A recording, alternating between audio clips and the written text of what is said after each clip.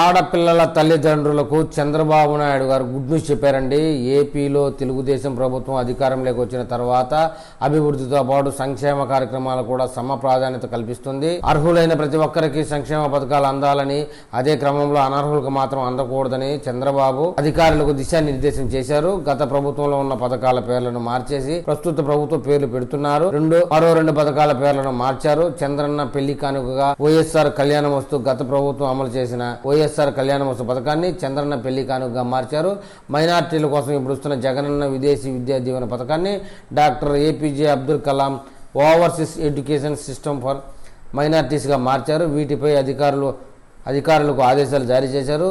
వైఎస్ఆర్ కళ్యాణమస్తు పేరుతో పథకాన్ని అమలు చేస్తూ ఆడపిల్లల తల్లిదండ్రులకు డబ్బులు ఇచ్చేవారు. ఇదే పథకాన్ని టీడీపీ ప్రభుత్వం చంద్రన్న పెళ్లి కానుకగా అమలు చేయబోతుంది.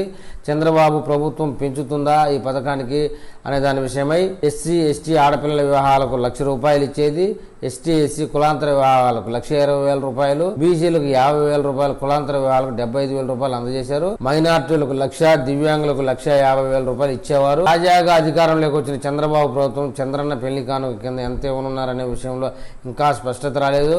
గత ప్రభుత్వం ఇచ్చినట్లుగానే ప్రోత్సాహకాన్ని అందజేస్తుందా, మరింత పెంచుతుందా అనే విషయాన్ని తేల్చాల్సి ఉంది.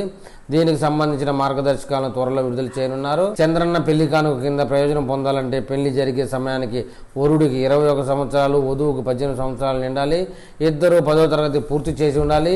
ప్రభుత్వం అందించే ఆర్థిక సహాయం కేవలం తొలి వివాహానికి మాత్రమే అందుతుంది. తెల్ల రేషన్ కార్డు కలిగిన వారు మాత్రమే అర్హులు. దీనికైతే కంపల్సరీగా రేషన్ కార్డు గుర్తింపు ఉండాల్సిందే అని చెప్తున్నారండి. మరి ఈ వీడియో మీద ఏపీ ప్రజలు ఏమని కామెంట్ చేస్తారో చూద్దాం.